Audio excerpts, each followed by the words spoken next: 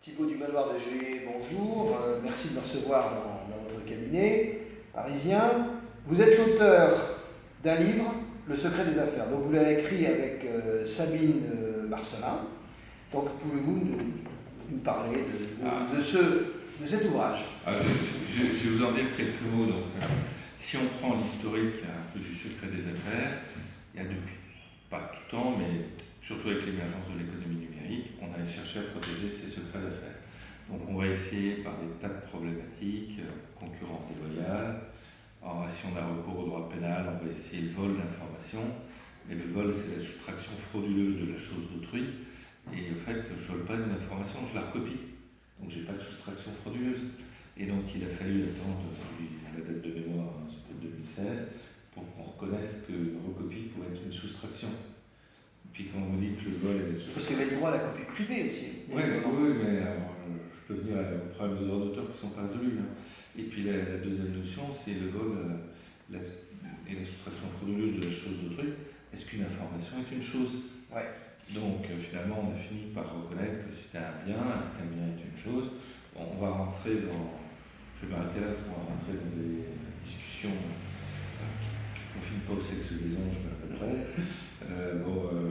Là-dessus, mais maintenant, tout le droit pénal s'applique au vol d'informations, au recel d'informations, comme à n'importe quel autre bien.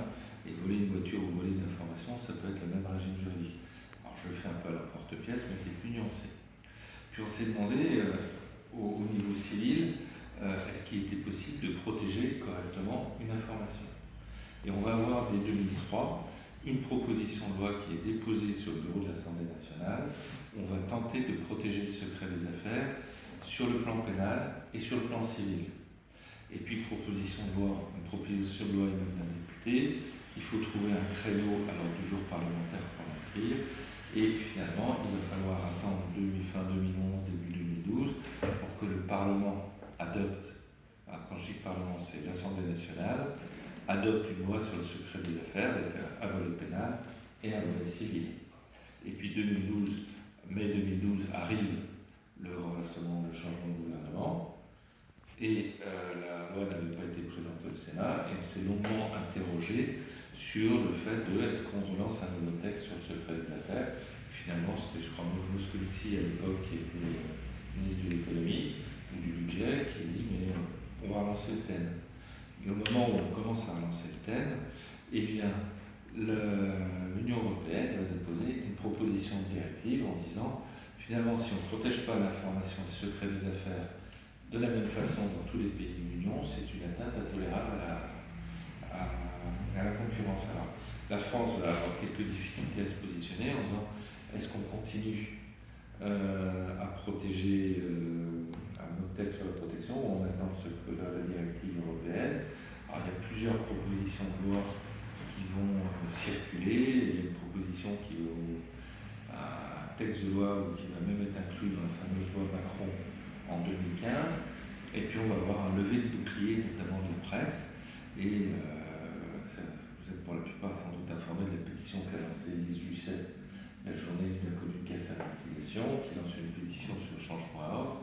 Et en très peu de temps, on a eu, je crois, 500 000 signatures contre la proposition de loi le projet de loi qui avait été déposé. Finalement, on renonce à protéger au niveau français. Et puis en 2016, la directive est adoptée. Et la directive est adoptée avec un délai de 2 ans pour la transcrire en droit national. La directive du 8 juin, la France va traîner, mais très peu par rapport à notre texte, parce que le texte français date du 30 juillet 2018. Et j'avais publié donc en 2016 une première édition de l'ouvrage racontant un peu tous ces éléments-là. Et du coup, je l'ai réactualisé, ce qui, compte tenu des changements, a conduit à réécrire pratiquement plus de la moitié ou des 3/4 du livre, et à présenter la loi adoptée dans le prolongement de la directive européenne. Et en fait, la loi va poser comme principe en disant mais qu'est-ce qu'une information protégeable? Alors on ne peut pas protéger n'importe quelle information, parce que d'abord, c'est des informations qui sont dans le domaine public. Et si je ne peux pas bloquer tout développement économique en disant cette information à part, vous n'avez pas le droit d'utiliser ou autre. Donc il y a cette notion qui n'est pas tout à fait libellée comme ça dans le texte, de tout ce qui est dans le domaine public n'est pas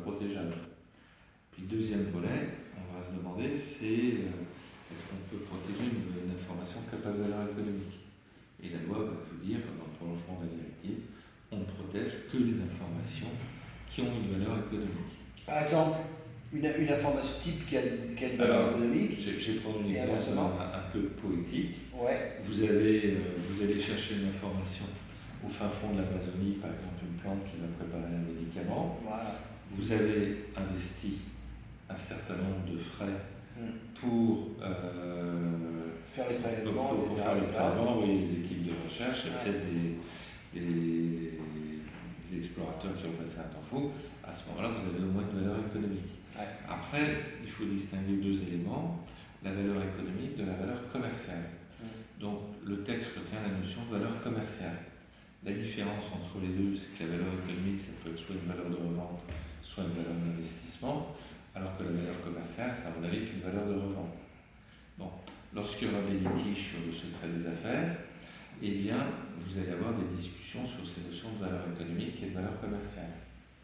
Et puis, le troisième point, c'est que pour qu'on soit protégé, que l'information bénéficie d'une protection, il faut qu'elle ait fait l'objet de mesures de protection raisonnables. Ce qui veut dire que c'est des mesures de protection numérique certainement, mais c'est également physique.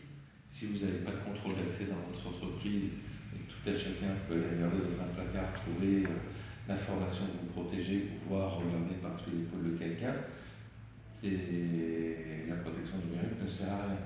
Et puis il y a également la protection humaine et organisationnelle qui vont de pair, en disant qu'il faut former les personnes à ce qu'il y a un secret, parce qu'il n'y a pas, derrière le secret, il y a un enjeu de compétitivité, puis il y a un enjeu d'emploi, et une entreprise qui perd ses secrets, eh bien, perd probablement des parts de marché et perd également des emplois. Donc toute l'entreprise a intérêt à concourir à la protection du secret des affaires. Alors, tout à l'heure, je vous ai parlé un peu de la protection qui subsiste d'avant la directive et un petit peu maintenant de la protection actuelle. Alors, quel est l'avantage de choisir une protection plus qu'une autre? Alors, l'avantage de alors, je vous ai brossé très rapidement, j'ai vraiment dit 2 mots sur le nouveau texte sur le secret des affaires. Il y a une partie intéressante, c'est que si on reconnaît que vous remplissez la triple condition que j'ai évoquée des informations, qu'elle est appréhendée illégalement, et bien à ce moment-là, l'indemnisation que vous pourrez obtenir sera supérieure à celle que vous pouvez obtenir par le droit commun. Donc vous avez les contraintes de prouver la valeur commerciale, de prouver que vous avez pris des mesures de protection, mais en contrepartie, vous avez des dommages-intérêts qui sont beaucoup plus importants. Donc, la question se pose, je vous ai brossé l'ancienne législation, j'ai dit 2 mots sur la nouvelle, et la question se dit pourquoi, comme les deux législations cohabitent, pourquoi choisir l'une plus que l'autre?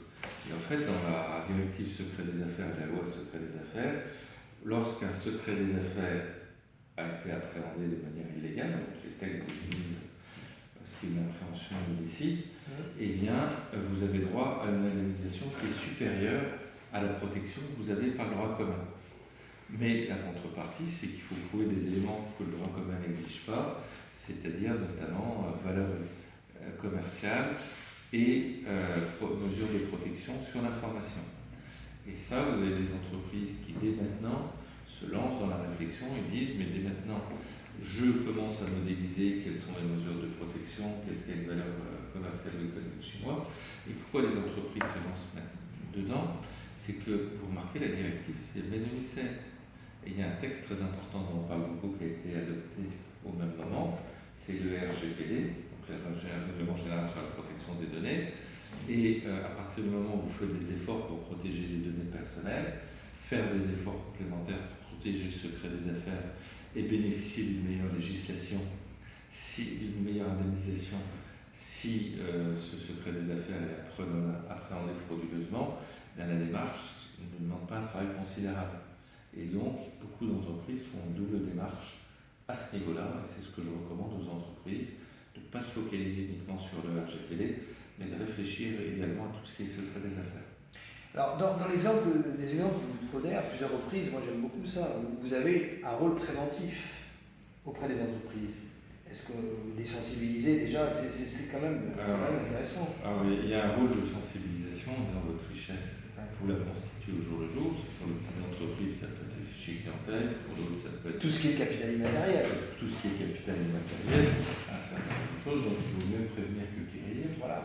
Et donc là, on a une démarche obligatoire pour le RGPD, facultatif secret des affaires, mais autant faire Faire bien de coup. Alors on a quand même des décisions sur le secret des affaires. Il y a déjà une Il y a jurisprudence. déjà deux jurisprudences. Alors, il y a une jurisprudence qui concerne un grand magasin de distribution qui a fait l'objet d'une procédure de sauvegarde. Donc une procédure de sauvegarde, c'est une procédure de pré-faillite, un petit peu. Et il y a le magazine Challenge qui a publié sur son site internet en disant voilà, l'entreprise Intel a fait l'objet d'une procédure de sauvegarde. Donc l'entreprise en question s'est empressée d'attaquer en disant mais vous n'avez pas le droit de le faire, en se fondant pas tout à fait sur le secret des affaires mais sur un autre texte.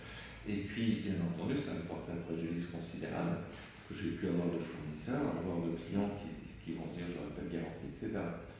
Et donc, l'entreprise a gagné, et le fondement, c'était de dire procédure de sauvegarde relève du secret des affaires. Très bien. Et puis, Comment ça se fait que Challenge avait commis cette gaffe? Mais Challenge, c'était son boulot de journaliste. Ouais. Et sur le secret des affaires, tout à l'heure je parlais de la police du 7, il se pose le problème de la liberté d'expression. Et la directive comme le texte français rappelle avec pas mal d'énergie que entre la liberté d'expression et le secret des affaires, on choisit la liberté d'expression. Ce qui ne veut pas dire qu'on puisse parler de tout et n'importe quoi. Mais on fait une balance entre les équilibres, et s'il y a un doute, c'est liberté d'expression. Donc ce n'est pas un texte liberticide. Et le deuxième obstacle qui avait lieu à l'adoption des textes, c'était la mobilité des travailleurs. Si je travaille sur un pan qui est couvert par le secret des affaires, je veux changer de boulot, on me dit qu'est-ce que vous avez fait, cher monsieur, pendant les 10 dernières années, je ne peux pas vous dire, c'est couvert par le secret des affaires. Ah, c'est vrai. Non, c'est des cas que j'ai rencontrés. Donc il y a les deux actes, liberté d'expression, mobilité des travailleurs, qui sont protégés. Ah, ça c'est un problème auquel on ne pense pas. Alors justement, dans le changement d'emploi, dans l'évolution de carrière, il faut bien justement justifier, comme vous venez de le dire à l'instant. Alors comment on peut, derrière le principe du secret des affaires, dire je ne vais pas détailler mon CV comme ça, c'est ça? Ça pourrait être.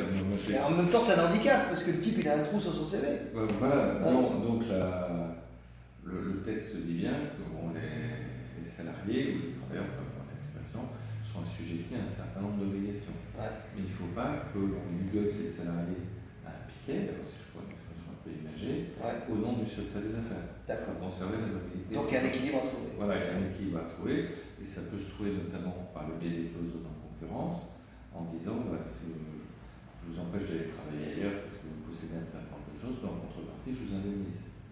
Mais moi, j'adhère bien à cette idée parce qu'en fait, pour ce qui est personnellement, sans se la jouer, pro, et comment dirais-je, plutôt parano, mais vis-à-vis de l'intelligence économique, ça m'a appris ça. C'est-à-dire que dans un certain nombre de missions que je fais, je ne publie pas. Parce que j'ai mis un stagiaire il y a déjà quelques années sur un fait. Prenez un exemple qui est répétitif. Prenons l'exemple d'une PME à l'autre bout de la France qui, à la limite, consulte un consultant. Le consultant, il fait un audit préventif et il revient et il s'étale sur les réseaux sociaux en disant comment dirais-je, en cherchant des complémentarités de compétences avec des autres professionnels. Et bien en fait, il y a eu des cas où on a remonté l'information et on voyait le talon d'Achille de la boîte qu'il avait. Donc, comme quoi il n'avait pas. Donc je crois qu'il faut, dans les missions qu'on fait, être excessivement prudent. Donc on est proche du secret des affaires et de la confidentialité de ce qu'on peut découvrir quand on vous demande un audit préventif. On ne peut pas faire de cet exemple. Dans votre contrat de consultant, est-ce qu'il y avait une clause disant au consultant vous n'avez pas le droit? Et si vous avez pas... Moi oui, c'est ce que je suis en train de dire, mais il y a plein de consultants qui ne pas. Et s'il n'y a pas cette clause, la question va se poser de dire est-ce que l'entreprise a pris une mesure de protection pour protéger ses secrets? C'est trop. Et si elle n'a pas pris de mesure de protection, au moins contractuelle, disant que vous n'avez pas le droit de vous étendre sur ça et ça, et si vous allez sur les réseaux sociaux, voilà de quoi vous n'avez pas le droit de parler. Je ne suis pas sûr que le nouveau texte sur le secret des affaires puisse s'appliquer. Après, on peut avoir recours à d'autres éléments. Très intéressant. Là-dessus. Alors, je rappelle votre livre, donc Le secret des affaires. Il est paru en quelle année, en fait? Alors celui-là, il est paru, donc la deuxième édition, est paru en avril 2019. Ah oui, c'est Donc, très récent. récent. D'accord. Vous devez sentir l'encre à peine sèche. Alors, je précise, c'est chez Lexis. Nexis. Alors, vous l'avez quand même, vous êtes co-auteur. Il y a Sabine Marcelin, j'ai vu, elle était avocate aussi. Elle est spécialiste de votre domaine. Vous avez la matière est trop vaste, donc vous aviez besoin de quelqu'un à vos côtés, ou elle apporte un autre regard juridique? Alors, on s'est très bien complété dans la rédaction de l'ouvrage, parce qu'elle s'occupait énormément de données personnelles. Ouais. Moi, j'avais un aspect plus propriété intellectuelle, secret des affaires au sens traditionnel. Ouais. C'est pour ça qu'on a décidé de réunir nos deux savoirs, et on a travaillé en bonne intelligence là-dessus. Très bien. Voilà. Bon, eh bien, je pense qu'on a fait un large tour de l'horizon. Je rappelle qu'on s'est connus en 1996, je crois. Et puis, je mesure le chemin parcouru et je suis très admiratif. Merci de m'avoir reçu. Voilà, merci en tout cas de m'avoir écouté. Mais je pense qu'on est qu'au début du chemin et que la décennie à venir sera d'une importance majeure dans le domaine de l'île. Très bien. Merci beaucoup.